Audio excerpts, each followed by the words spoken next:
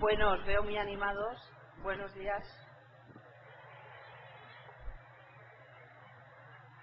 Bueno, en primer lugar, quería agradecer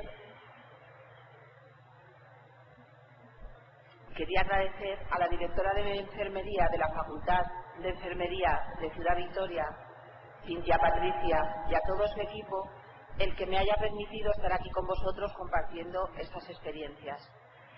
Y también, desde luego, felicitaros a vosotros porque es un evento con un número muy importante de alumnos. A todos los docentes nos gusta que nuestros alumnos, a todas las iniciativas que emprendemos, pues respondan como estáis respondiendo vosotros. O sea que enhorabuena a todos. Gracias por permitirme estar aquí y voy a empezar. Yo voy a hablar del paciente adulto mayor en estado crítico, el delirio en una unidad de cuidados intensivos. Cuando hablamos,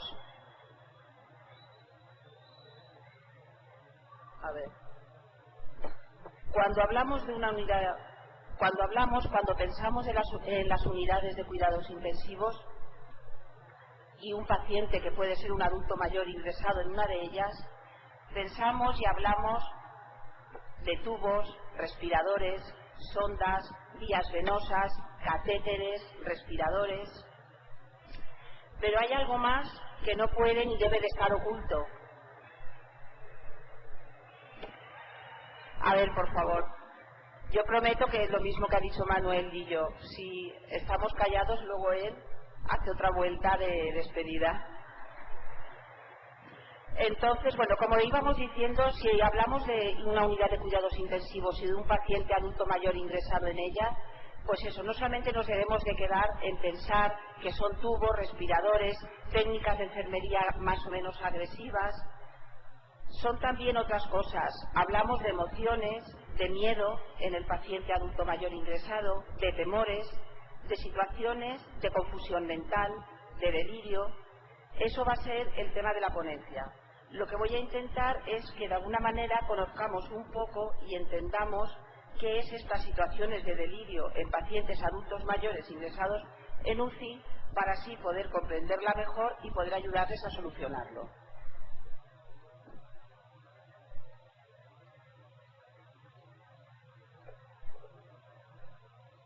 Como introducción, comentaré que el delirio es muy frecuente en todo tipo de pacientes hospitalizados. Casi de un 10 a un 40% de pacientes que requieren hospitalización van a tener una situación de confusión mental, de delirio. En especial, los pacientes con HIV, pacientes posoperados, enfermos terminales, y en el adulto mayor todavía estas estadísticas se acentúan más. Se asocia a un mayor riesgo de morbilidad y mortalidad, tanto a corto como a medio plazo, y aumenta de forma considerable los costos en recursos tanto humanos como materiales en la hospitalización. Vaya.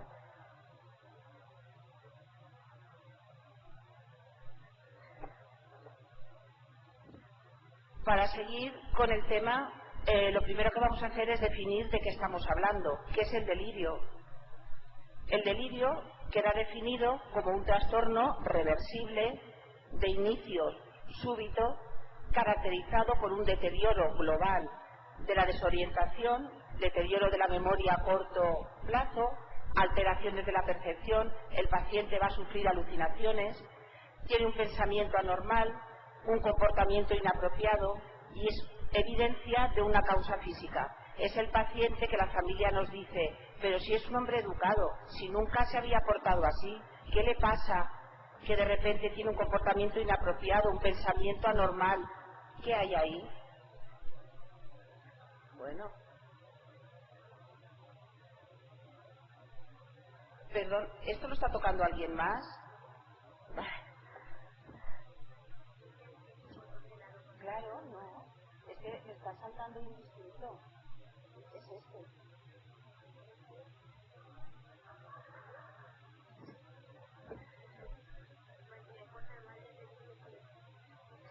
Es que yo prefiero... Bueno. Con relación al delirio en las unidades de intensivos, si hablamos de la etiología, La etiología en la génesis del delirio es siempre multifactorial, no tiene una sola causa. En principio es la naturaleza crítica de la enfermedad subyacente. Es también una de las causas, una de las etiologías, el uso de medicación psicoactiva, como es la sedación, la analgesia. Estas medicaciones las usamos de una forma muy frecuente y de manera importante en las unidades de intensivos. Y un punto importante, la falta de comunicación verbal, que dificulta poder llegar al diagnóstico en enfermos que, como ya he dicho, reciben sedación, analgesia, a lo mejor están sometidos a ventilación mecánica y entonces no nos podemos conectar bien con ellos. Cuando hablamos de delirio en unidades de cuidados intensivos y en el adulto mayor, ¿qué causas son las que tenemos que tener en cuenta? Pues existen evidencias en la historia del paciente, en la exploración física, en la exploración de laboratorio, de que el trastorno es causado a consecuencia de la consecuencia médica general, el primer diagnóstico que haya llevado al paciente a estar ingresado, también al resultado directo de uso de medicación o intoxicación por algún tipo de sustancia, es también el resultado directo del síndrome de abstinencia y también es el resultado directo de más de una o dos etiologías de las dichas anteriormente. Esto todos son datos sacados de la Sociedad Americana de Psiquiatría.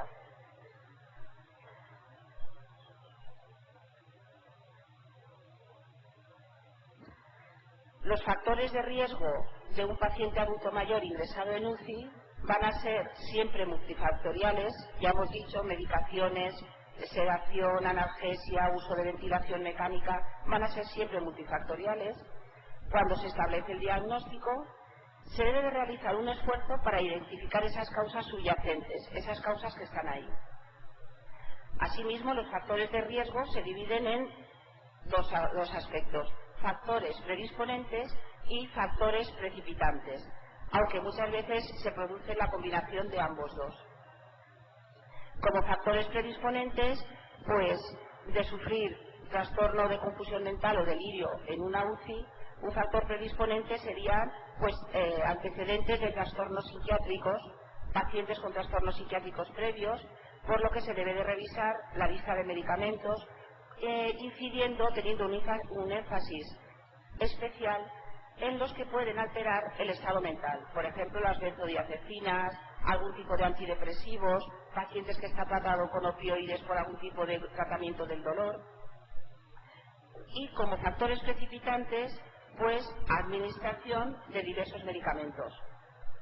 Los pacientes que van a tomar un número importante de fármacos es porque tienen mayor gravedad en su enfermedad previa, y también puede haber interacciones farmacocinéticas o farmacodinámicas de las diferentes sustancias. Bueno, hemos estado hablando del delirio, de la confusión mental, hemos definido lo que es, factores, etiología, causas, con relación a una unidad de intensivos. Pero, ¿qué nos dicen los expertos?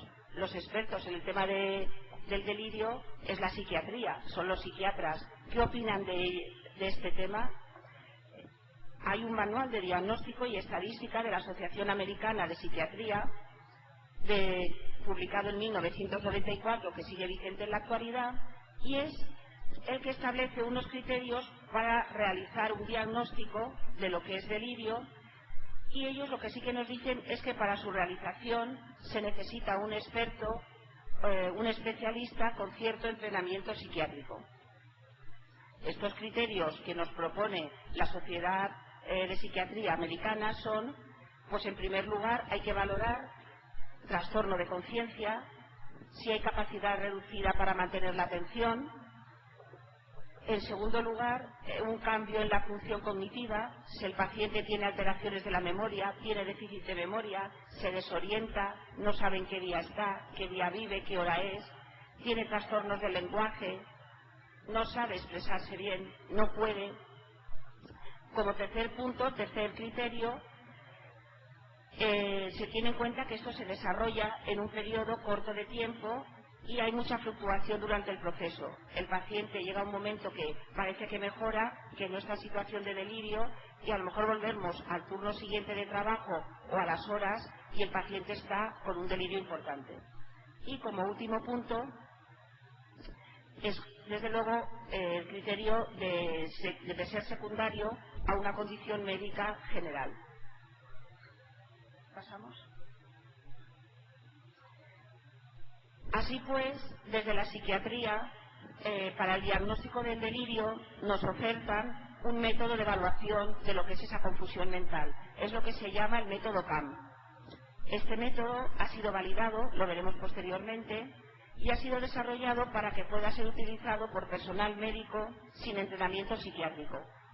O sea, médicos y enfermeras que no sean de psiquiatría, se desarrolla para que lo podamos realizar sin ningún tipo de problema. Y es el método que desde la psiquiatría nos recomiendan. Se requiere 2-3 minutos para realizarlo y relativamente, ya digo, poco entrenamiento. Este método CAM, de diagnóstico del delirio, se realiza si el paciente presenta un inicio agudo, de una forma aguda, inicia cambios en su estado mental, en la alteración en la atención, tiene un pensamiento desorganizado o se ve que hay un nivel de conciencia alterado. ¿Qué pasa con nuestros pacientes de cuidados intensivos? Pues que este método tiene una desventaja notoria, y es que no puede ser realizado en pacientes sometidos a ventilación mecánica. Y saben ustedes que un número importante de los pacientes de intensivos están sometidos a ventilación mecánica. De ahí que, para seguir intentando realizar un diagnóstico correcto de lo que es un delirio en un paciente adulto mayor ingresado en UCI, se reunieron unos investigadores, él y colaboradores, en el 2001-2004, tienen 2 publicaciones, y entonces al observar la dificultad que teníamos para poder evaluar, hacer un diagnóstico correcto en los pacientes con ventilación mecánica que no se pueden comunicar correctamente con nosotros, se hizo una modificación del CAM, de lo que estábamos hablando, y se le puso el apellido UCI, o sea, valoración, diagnóstico del delirio o de la confusión, _UCI, para ser realizado con pacientes de intensivos. Este método diagnóstico CAM-UCI tiene una alta sensibilidad y especificidad. Evidentemente es específico para pacientes ingresados en intensivos, adulto mayor o no. Tiene una excelente confiabilidad, es válido para identificar el delirio, puede ser utilizado por personal médico de intensivos, tanto médicos como enfermeras, y también requiere 2 o 3 minutos para su correcta realización. Este que vemos aquí sería el método de evaluación de la confusión para una unidad de cuidados intensivos, CAM-UCI, del que estamos hablando. Como verán ustedes, tiene 4 criterios para evaluar. El primer criterio, la primera característica, los autores lo definen indistintamente como criterio o característica. Entonces, el primero sería un inicio agudo de la alteración del estado mental o curso fluctuante.